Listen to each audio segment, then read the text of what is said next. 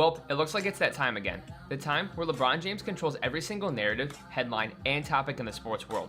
Unless you live under a rock, you know that the relationship between LeBron James and the Los Angeles Lakers has been hectic recently. From subtle shots to the organization to not reaching out to their new center DeAndre Ayton, it seems there's a good chance that LeBron's days in LA are coming to an end. And things just got even more crazy in the last 48 hours. In the Lakers Summer League game against the Pelicans, LeBron was seen sitting courtside. He had an opportunity to hop on the ESPN broadcast and talk about his current situation. James declined the offer, saying, quote, "I ain't got nothing to talk about." In the midst of this, stories have developed suggesting that up to 4 teams have contacted Rich Paul in regards to a possible trade. With all of this speculation happening at once, let's take a quick look at all the drama that led up to this point. A few weeks ago, James decided to opt into his $53 million option with the team rather than take a pay cut. His longtime agent Rich Paul stated that James wants to remain loyal to the organization, but made it clear that his main goal is to compete for championships. But here's the thing, if he truly wanted to compete for a title with the Lakers, he would have taken the Tim Duncan route. Back in the early 2010s, Duncan was heading towards the end of his career. He and the Spurs both knew this and wanted to maximize his remaining time left. He took a pay cut which allowed San Antonio to allocate money to other surrounding pieces. The result? 2 back-to-back finals appearances and a championship in 2014. And it could have been 2 if not for Ray Allen, the savior for the Heat in the 2013 finals, who wouldn't have even been on the team if the Big Three hadn't decided to sacrifice their contracts in order to obtain players just like him. And who was one of the members of that Big Three? That's right, LeBron James. If he truly wanted to add to his legacy, he would take the same approach that benefited him earlier in his career. But maybe these decisions are his exact intention. Maybe he doesn't want his career to end with the purple and gold. And if that's the case, the feelings appear to be mutual. Ever since the Lakers acquired Luka Doncic back in February, they've made it crystal clear that they're building a future around him, not LeBron.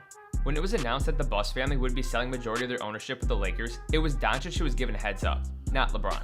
And during LeBron and Anthony Davis' tenure with LA, stories have came out indicating both of them asked the Lakers to acquire a center, but to no avail. That is, until Doncic arrived, and the Lakers almost immediately put in a trade for center Mark Williams. While it didn't go through, the Lakers showed where their interest lies, and it seems they just landed their new center with their signing of DeAndre Ayton, who has heard from pretty much every member of the team except, you guessed it, LeBron James. For the past few years, the Lakers' biggest glaring weakness was a lack of center presence, and we saw this exploited in the playoffs multiple times by Nikola Jokic and the Denver Nuggets.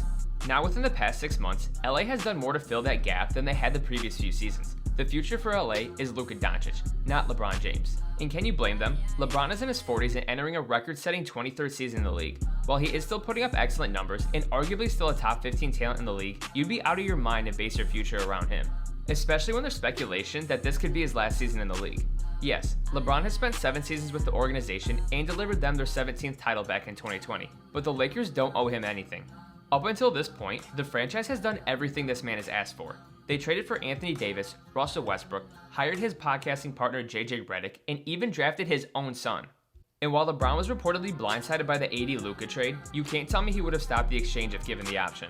I'm sure more information will come out in the following weeks, but from what we've seen, I think it's more than likely his tenure in LA is over, or at the very least, at the end of its rope.